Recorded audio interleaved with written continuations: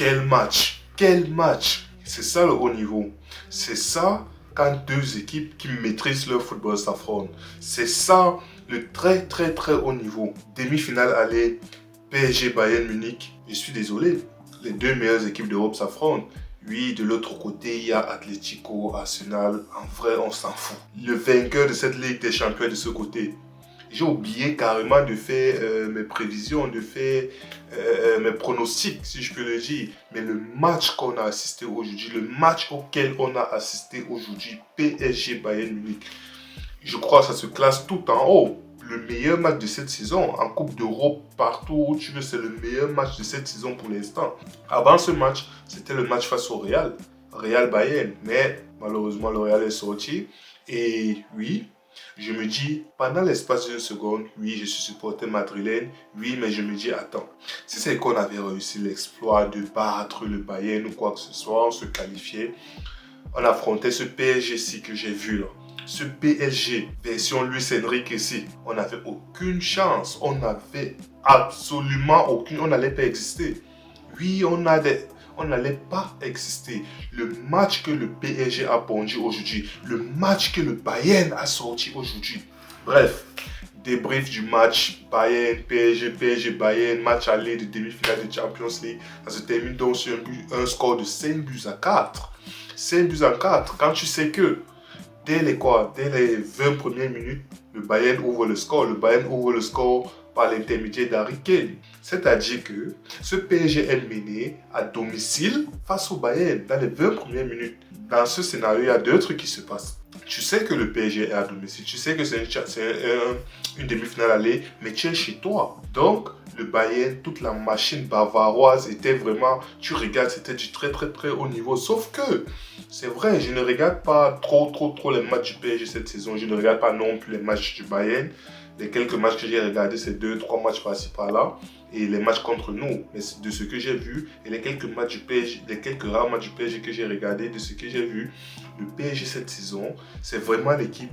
En fait, les deux équipes ont presque le même style, en fait. C'est ça le truc. Les deux équipes ont presque le même style. Les deux équipes savent jouer le jeu, savent tenir la balle, faire un jeu de possession et tout. Et les deux équipes savent frapper en attaque rapide, savent frapper en contre-attaque. Mais ce que j'ai vu du Paris Saint-Germain aujourd'hui, je crois, 17e minute, oui, il marque son but. D'accord, le Paris est mené à domicile, ok, mais il ne panique pas. À aucun moment, Paris ne panique. Ils jouent leur jeu, ils sont calmes, ils font leur dos. Ils savent que peu importe ce qui se passe, ils vont marquer. En fait, c'est ça. On va dire, oui, la confiance du champion, mais non, ça va bien plus loin que ça. C'est que ces gars, cette équipe de Paris, ils ont développé ce truc-là en mode, même si on est mené, peu importe ce qui se passe, on va marquer. On ne peut pas sortir de ce match sans marquer. Et directement, le Bayern avait la balle. Le Bayern avait la balle, lui, mène 1-0 et tout. Ils essayent de, je sais pas, on va peut-être mettre le deuxième, aggraver et tout. Mais il suffit tellement. C'est pour dire à quel point ce match, c'était un match de très très très haut niveau. Sur une récupération passe, c'est-à-dire le niveau technique de ces deux équipes. Récupération passe en profondeur pour Dembélé directement. Malheureusement, Dembélé qui se trouve face à face avec Neuer, il ouvre un peu trop son pied. À partir de ce moment, je me suis dit, ah, ce Dembélé, il existe encore. Le Dembélé qui rate comme ça. Oui, les supporters, par exemple, peut-être me disent que oui, ça arrive cette saison. Oui, malgré ses statistiques, il rate beaucoup d'occasions. Oui, mais j'ai vu ce me suis dit, ah, ça peut peut-être être le tournant du match, qui sait. Parce que rater ce genre d'occasion, si derrière se mange un deuxième but, ça peut faire mal. Ils vont commencer à réfléchir à cette occasion que Dembélé a ratée. Mais même pas 5 minutes plus tard, chevauché de Vara. Jeu collectif, tac-tac, combinaison. Vara, quand je vois Vara, ce qu'il a fait à Upamecano ou à son latéral. Upamecano a très bien joué. Faut pas, il a très très très bien joué. Mais Vara, la puissance qu'il dégage, il reste sur ses appuis. Upamecano est carrément adossé sur lui. Vara, il reste fort sur ses appuis, ne tombe pas, il continue sa course. Vara qui t'enroule une balle, deuxième poteau. C'est-à-dire qu'il nous montre à peu près comment Dembélé aurait dû finir 5 minutes plus tôt, aurait dû conclure 5 minutes plus tôt. Enfin, Vara, il te met un enroulé, rajeté. Non, il ne peut rien faire. Égalisation. Et comme je le dis, cette équipe du PSG, ils sont vraiment comme un rouleau compresseur. Égalisation. 5 minutes après l'égalisation, deuxième but directement, je crois que c'était le but c'est le but comment on l'appelle, João Neves, connaît Ousmane Dembélé. Connaît Ousmane Dembélé sur une action de Doué, si je ne me trompe pas. C'est-à-dire que cette équipe, individuellement, ce PSG, individuellement, ils sont forts. Mais leur force individuelle sert à faire briller le collectif. Oui, individuellement, tu prends les joueurs tête par tête, ils sont forts. On ne va pas dire le contraire. Ils sont techniquement tout ce que vous voulez, ils sont vraiment forts. Mais ils n'utilisent pas ça de manière égoïste, de manière à tirer la couverture sur eux. Non, ils utilisent ça de manière à faire briller le PSG. Combien d'occasions j'ai vu aujourd'hui où Ousmane Dembélé, il a la balle, on fait centre, que ce soit Hakimi ou Vitinha, on fait une passe. C'est-à-dire qu'ils jouent tellement bien ensemble, ils se connaissent, les mouvements de tout un chacun. Ils laissent passer la balle parce que c'est que peu importe ce qui arrive, il y aura un de ces joueurs dans son dos. Les mêmes actions. Qu'est-ce que je dis? Je me suis avancé. Revenons d'abord. Ousmane Dembélé, centre pour João Neves, 1m73 ou 1m75. Il saute, il tête deuxième poteau. 1m75. Dans cette défense du Bayern où il n'y a que les titans. Oh non, mais il est exceptionnel. Je connaissais son jeu de tête depuis la saison passée, ou du moins, oui, depuis la saison passée, depuis son arrivée au PSG. On voyait qu'il est vraiment bon sur la tête. Il a un petit gabarit, mais il est comme les Sergio, les Kun Agüero en fait. C'est le genre petit gabarit, mais le timing, il a un timing exceptionnel. C'est pour ça que tu vas voir sa taille, tu vas voir, il y a les Upamecano qui font une tête, deux têtes de plus que lui, mais il réussit à s'imposer, à têter les ballons. Pourquoi? Parce qu'il a un timing exceptionnel. Maintenant, 5 minutes, à l'espace de 5-7 minutes, le PSG a renversé le score. Un PSG qui était mené 1-0. Faut le rappeler, un PSG qui était mené 1-0 à l'espace de 7 minutes, 7 à 10 minutes, ils sont revenus 2-1. Mais c'est le Bayern en face. C'est le Bayern en face. C'est-à-dire que cette équipe, comme j'ai dit, c'est comme le PSG.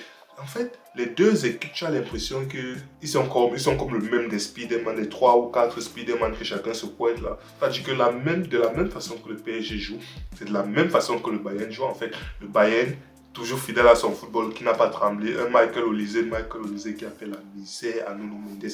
C'est-à-dire qu'Olise, lui, c'est un joueur qui me dépasse. Il a l'impression qu'il ne se précipite jamais. Il ne force pas, il est là tranquille, chill. Il reçoit la balle sur son côté. Il ne va pas prendre. Tu vois, il y a les joueurs. Tu sais que, ok, dès que la balle arrive de son côté, bam, il part. Luis Diaz, par exemple. Luis Diaz, c'est vraiment l'inverse de Olise. Luis Diaz, dès qu'il prend la balle, dans la seconde où la balle touche ses pieds, pap, là, il a démarré, il est parti, il vient, c'est toujours le feu, il veut toujours te rentrer dedans chaque seconde. Olise de l'autre côté, dès que la balle arrive, il temporise. Il dit, mon frère, calme-toi. En l'occurrence, Nuno Mendes, il dit, calme-toi, il n'y a pas le feu, chill, mec, chill. Il a mode chill, mec, chill, tranquille, je vais te dribbler. Ça ne sert à rien de t'exciter, je vais te dribbler. Et tu sais que je vais te dribbler. Il calme, après avoir pris son temps, tranquillement, effectivement, il te dribble.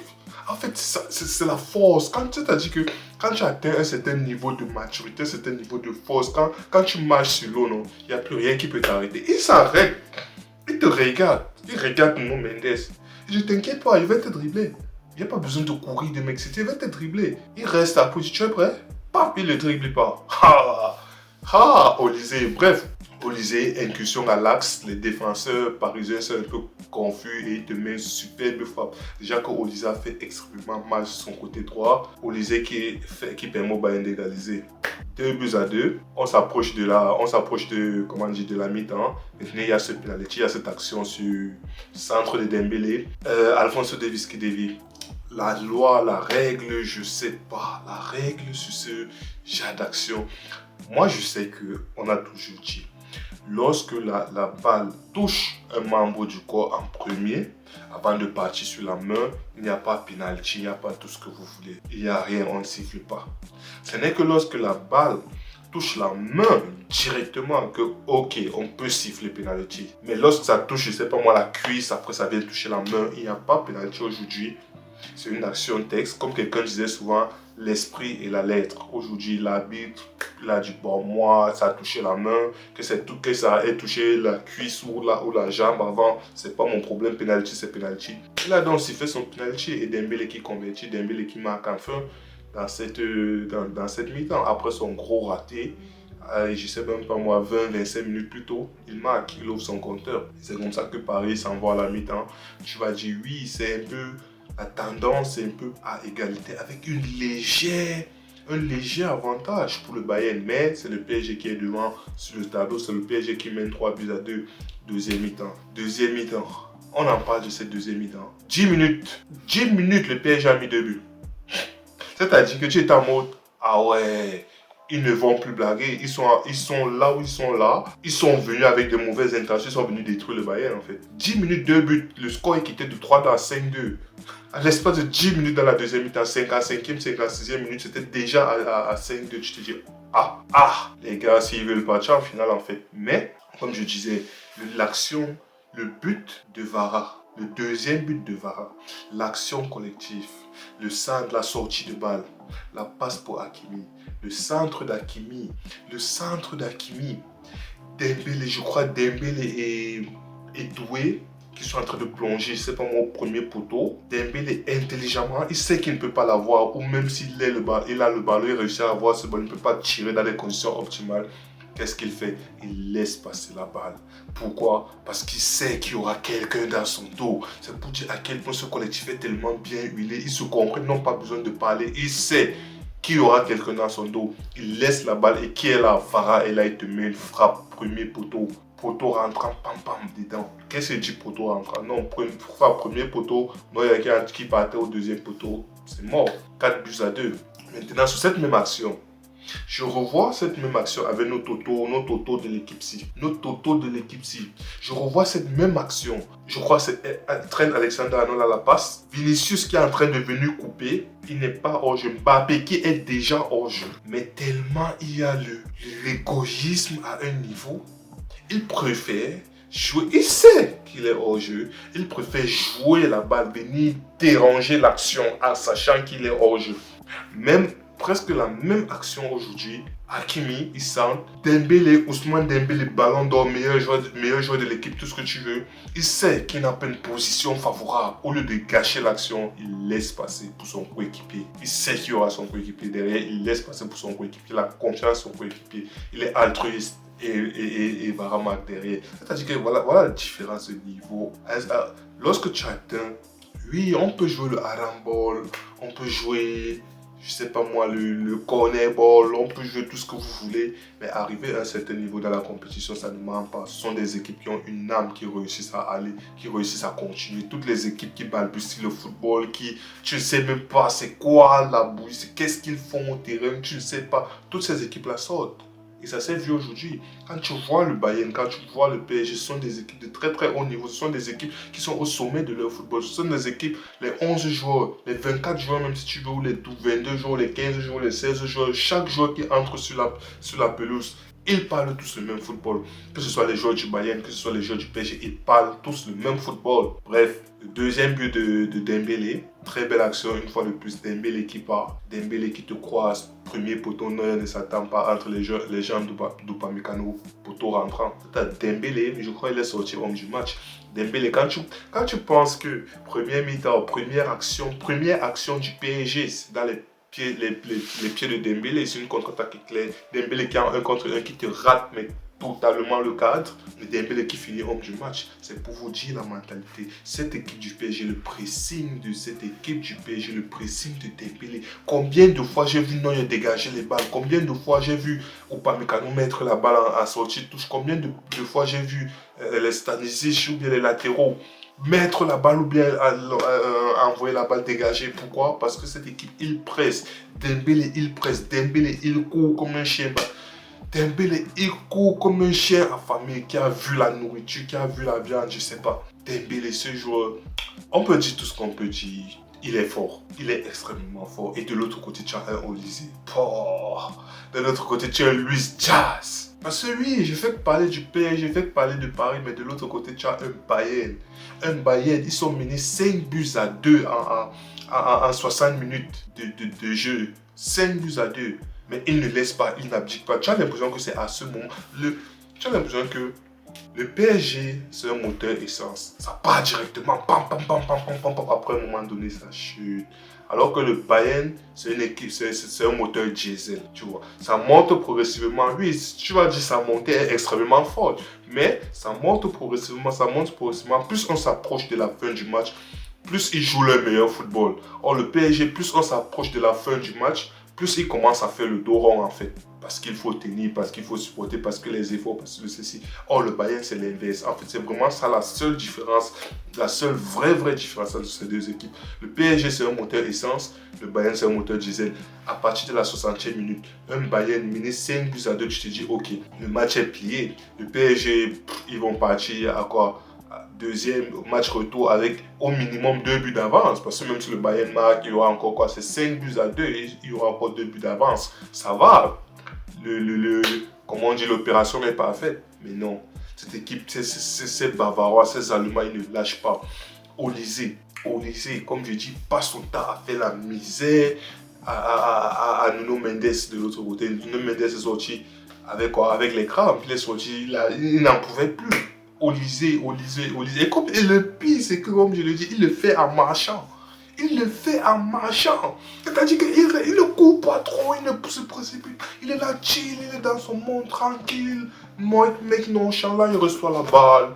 Il te regarde, il lance les mains, il fait un peu de placement de jambes, il se place, il reste tranquille. Il ne force pas son football. De l'autre côté, tu as un Luis Diaz qui court partout. Luis Diaz, le but de Luis Diaz, je crois que c'est le but sur le 3-2 de Luis Diaz. Quelle est la qualité technique de ces deux équipes aujourd'hui. Passe d'Harry Kane, le contrôle de Luis Diaz. Face à Marquinhos. Marquinhos est déstabilisé. Feinte de frappe, Marquinhos met la main au sol. Tu te mets un enroulé. Waouh.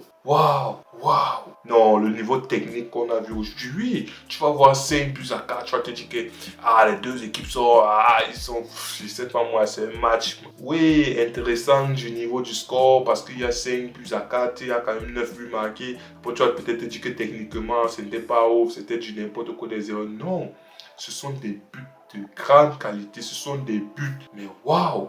Après, Upamecano qui vient te mettre sa tête sur un corner. 5-4. Et à partir de ce moment, le PSG, ils étaient en train de prier tous les dieux en fait pour ne pas encaisser ce 5e but. Ils voulaient rentrer au moins avec la victoire. Ils ont réussi l'opération. Pourquoi? Parce que le Bayern, comme j'ai dit, c'est un moteur diesel. Le Bayern, tu avais l'impression que plus le temps avançait, plus il récupérait de l'énergie. Il ne faisait que courir encore et encore. Le PSG avait même déjà abandonné la possession. C'est bon.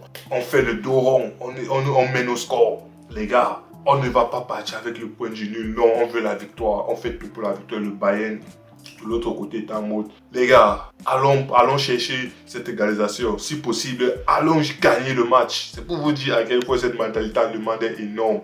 Bref, on a assisté à un match de très haute volée aujourd'hui. Bravo au PSG, bravo à Ousmane Dembélé, bravo aux supporters parisiens. Oui, aujourd'hui, ils vont peut-être critiquer quelques joueurs par-ci par-là, mais sinon, globalement, ils peuvent être fiers de leur équipe. Le Bayern, globalement, ils peuvent être fiers de ce résultat parce que 5-4, ce n'est qu'un but. Quand tu sais qu'en 60 minutes, c'était 5-2. Écart de 3 buts, ils finissent avec écart d'un but seulement. La très bonne opération du Bayern. Donc, le match retour promet. Le match retour, c'est quand? C'est mercredi de la semaine. Oui, c'est mercredi prochain, si je ne me trompe pas. Ça promet. Si on a encore un match comme ça, waouh, on est Gucci. Parce que c'est que demain, Atletico Arsenal, ça sera le Arambol. Ça va pas maintenant, ça finit 1 but à 0, 0-0 ou 1-1. Parce que de l'autre côté, là, vraiment, ce côté du tableau, ils sont juste là, en fait. Il faut bien que les fois affrontent quelqu'un en finale. C'est pour ça que de l'autre côté, ils sont là. Parce qu'en vrai, de vrai, Arsenal, Atletico Madrid, ça, c'est le sommet. C'est le sommet. C'est-à-dire qu'aujourd'hui, c'était le sommet du Joga Bonito. Demain, ça sera le sommet du Arambol. Avec PSG, avec Arsenal, Atletico. Le sommet du Arambol. Donc, bref, c'est tout ce que j'avais à dire. Voilà.